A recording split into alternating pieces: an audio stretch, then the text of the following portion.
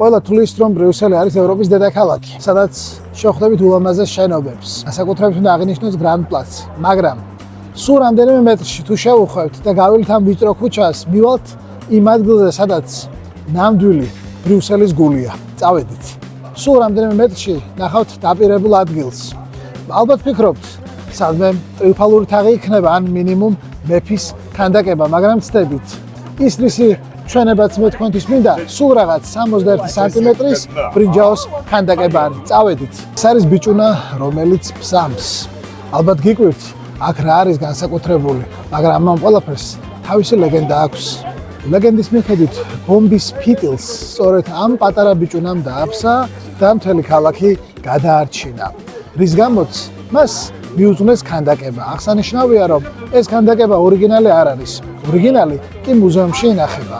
მთელი ქალაქი ამ პატარა ბიჭის ქანდაკებებით არის გავსებული.